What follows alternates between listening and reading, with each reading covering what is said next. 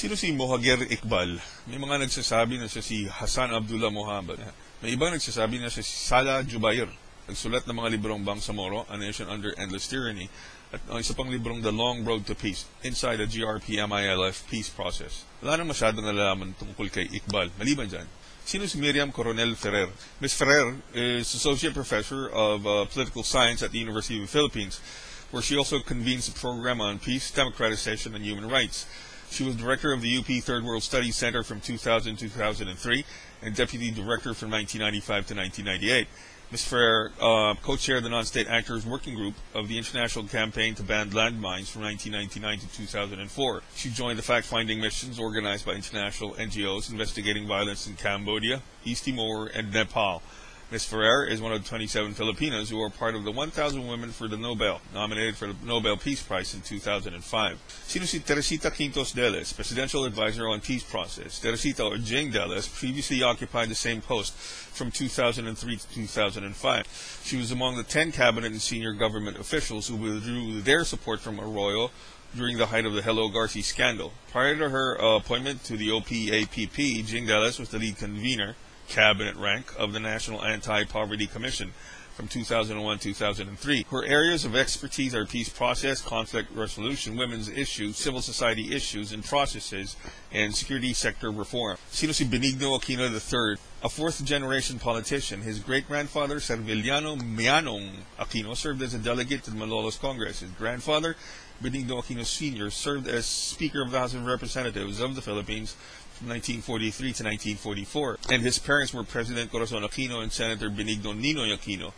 Noy Aquino is a member of the Liberal Party. He also has a Bachelor of Arts, major in Economics from Ateneo de Manila University. Apat na tao gumawa ng social contract. Kung sila lang ang nasa social contract, maayos ang mundo nila. Kaso, ang katotohanan, meron pang ibang kasama sa social contract na yan. 100 million Filipinos. Nakarap ko si Miriam Ferrer sa gate ng Georgetown University sa Washington, D.C. Sinabi ko sa kanya, you don't deserve the award that you received from Georgetown, not at the expense of 67 lives. Pagkatapos, sinagot niya ako, that's the reason why I signed the peace process or the peace treaty, to stop the killings. At tinanong ko ulit siya, are you telling me signing a piece of paper will bring peace to Mindanao?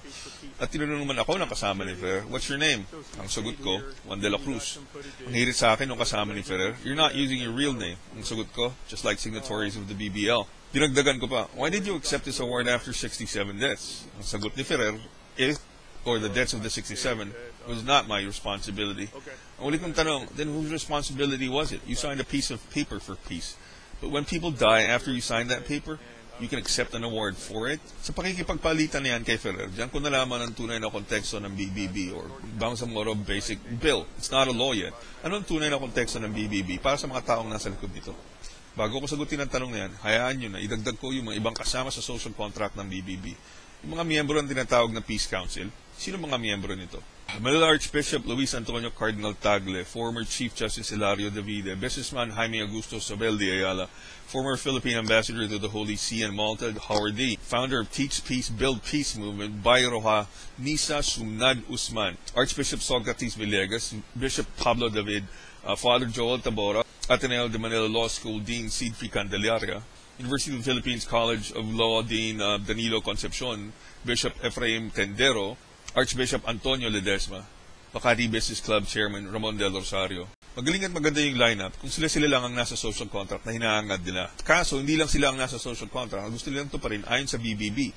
Pero pang mga 99,999,900 na mga Filipinos. Sino pa ang ibang miyembro ng social contract na yan? Yung mga kasapi ng Moro Islamic Liberation Front, tulad ng pinuno nila na si Haji Murad Ibrahim at mga 7,000 mga miyembro ng MILF. Maganda ang BBB ayon sa mga taong ito. Maganda ang BBB kung sila lang ang nagkakaroon ng social contract para sa kapayapaan. Kaso, meron pang mga natitirang 99,980,000 ng mga Filipinos. Sinasabi nilang walang bahid ng relihiyon ng BBB. Ngunit bakit meron silang Manila Archbishop Luis Tagle, Archbishop Villegas, Bishop David, Bishop Tendero, Archbishop Ledesma? Saang bansa sa mundo ang merong mga arsobispo na nagsama-sama para sa sinasabing kapayapaan? Dito lang sa Pilipinas. Pero hindi man laban ng Katoliko at Muslim ang BBB, di ba? Bakit sila nandyan? Pinanganak akong Katoliko, pinag-aral sa pribadong paaralan na Katoliko at lumaking Katoliko. Practicing Catholic hanggang ngayon. Ngunit ano ang magagawa ng mga taga-simbahang Katoliko para sa kapayapaan? Dahil ba sinabi nila na may kapayapaan at pumirma sila sa isang pirasong papel ay magkakaroon na agad ng kapayapaan sa Mindanao? Sino pa ang mga ibang miyembro ng Peace Council? Yung businessman na si Jaime Augusto Sobel de Ayala, wow, bilyonaryo galing sa pamilyang Ayala na nakapag-aral sa Amerika. Ang taong may hawak ng karamihan ng yaman sa Makati na may halagang $3.4 billion. Ngunit kung titingnan mo ang katotohanan sa likod ng mga Ayala, one of the oldest family businesses sa Pilipinas, ngunit hindi kayang tapatan ng mga tulad ni Henry C. Andrew Tan at John Gokongwei Jr. na hindi kasing tagal na sa negosyo ng mga Ayala, ngunit nilagpasan na ang yaman nila at tumulong sa pagpapaganda ng Pilipinas sa pagtatayo ng napakaraming mga mall sa iba't ibang bahagi ng bansa. Tapos tingnan mo pa yung mga Ayala sa konteksto ng sinasabing science, technology at engineering sa pamamagitan ng innovation o yung paghahanap ng panibagong ideas o paraan at proseso. Wala namang innovation sa science, technology at engineering ang mga Ayalas.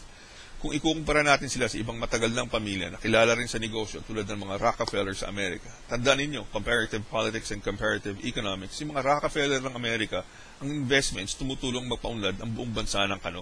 Tapos magtataka ka sa mga Ayala kung bakit isa sa mga investments nila, yung sa Malaysian company GW Plastics Holdings BHD, isama mo pa yung isang miyembro ng Peace Council na si Makati Business Club Chairperson Ramon de Rosario, at makikita ninyo ang tunay na konteksto ng BBB at ekonomiya ng Pilipinas.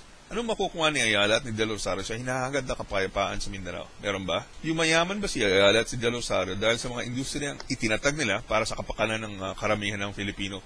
Tulad ng mga itinatag ng mga old businesses sa Japan, ng Mitsubishi o Hyundai sa South Korea, o nag-aabang lang sila ng remittances galing sa OFWs at yung yaman na yun ang basihan ng kanilang kayamanan sa Pilipinas?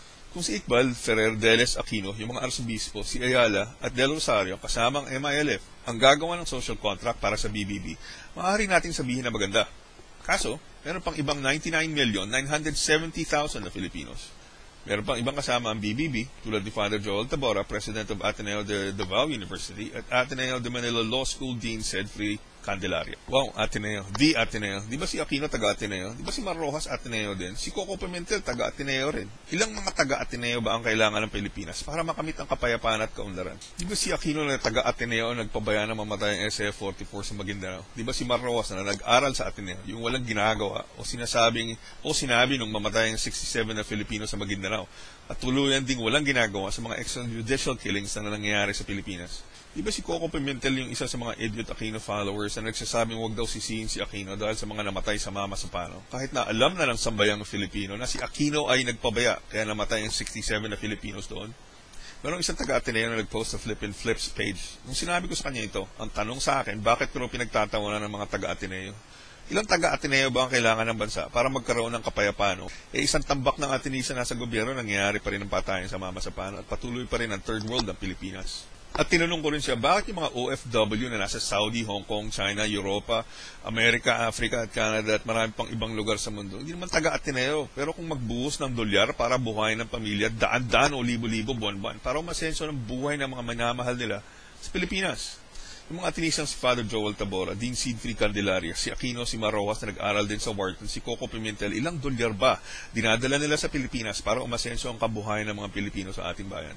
Dahil ba sang-ayon ng mga Atenisa dito sa BBB, magkakaroon na agad ng kapayapaan sa Mindanao? Talaga?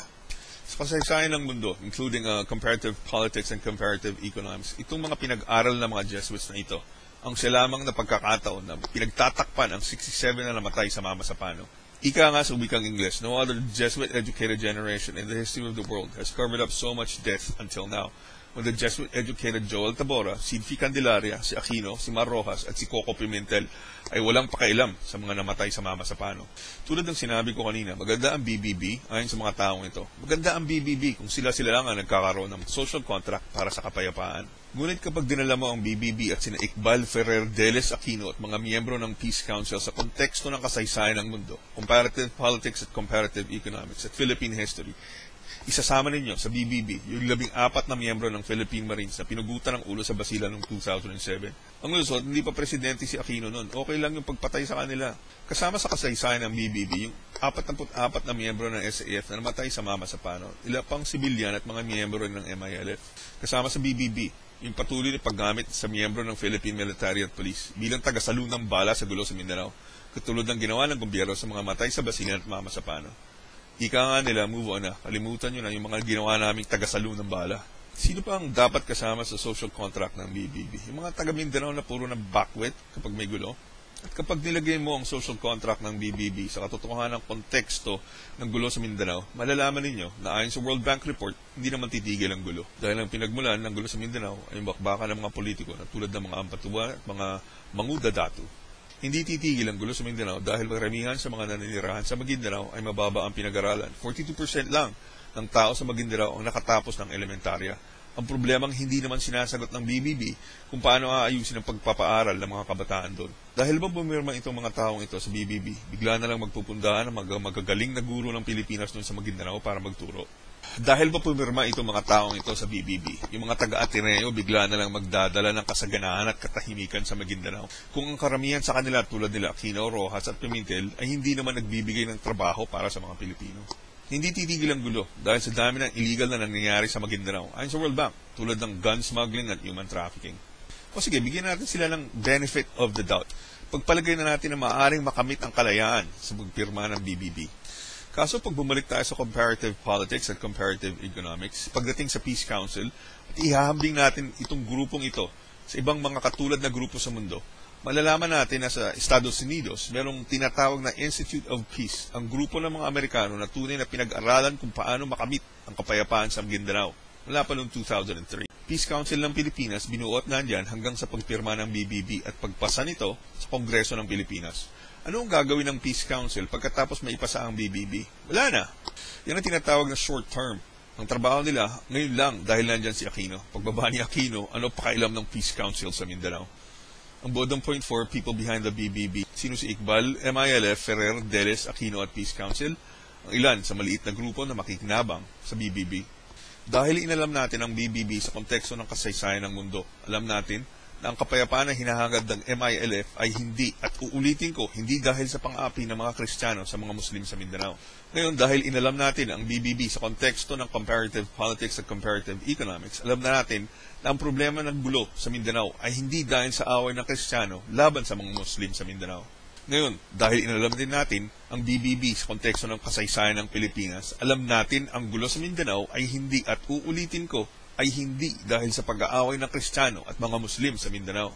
At ngayon, dahil inalam natin ang BBB sa konteksto ng mga tao sa likod ng BBB, alam na natin ang BBB at ang hinahangad na sinasabing kapayapaan doon ay para lamang sa kapakanan at benepisyo ni Aquino at ang kanyang mga alipores tulad ni Ferrer at Deles. Yung BBB, kung si Iqbal at ang mga kasama niya sa MILF lang at sambayan ng Pilipino ang may social contract, maaari pa nating sabihin na makikinabang ang buong Pilipinas sa kapayapaang hinahangad.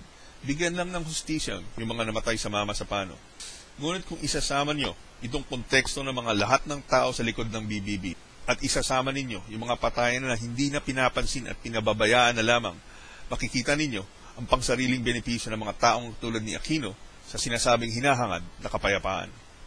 Gagawin lahat ni Aquino at ang kanyang mga alipores para makuha yung sinasabing kapayapaan raw. Dahil pag natuloy ang BBB, sikat si Aquino dahil sa sinasabing kapayapaan raw. Sila lang ang makikinabang sa BBB. Tingnan niyo si Ferrer, pumirma ng peace deal, makalipas ang ilang buwan, 67 ang namatay sa Mama Sapano. Pagkatapos, pinalagpas lang ang 90 days, may award na siya. Tinanggap niya yung award niya, magaling siya, pero hindi niya responsibilidad o hindi niya iniisip yung mga namatay sa Mama Sapano. Tingnan mo si Aquino, peace deal daw. Pero pagbaba niya bilang Pangulo, ano ang mangyayari sa Mindanao? Wala siyang sinasabi tungkol doon. Kahit 4 na videos na ginagamit natin ng World History and President, Comparative Politics and Comparative Economics, Philippine History, at ngayon, ang pagsisiyasat sa mga personalidad sa likod ng BBB. Hindi personalan ito. Ito yung tinatawag na social, political, and economic discussion. Hindi alam ng mga idiot Aquino followers yun. Basahin ninyo yung mga post dito sa Flip and Flips page. Walang makahirat sa atin dito sa mga BBB videos. Sa point 5 ng ating mga videos sa BBB, ipapakita ko sa inyo kung paano ang BBB ay isa lamang na paraan sa patuloy na pampababoy ng mga Aquino sa bansang Pilipinas.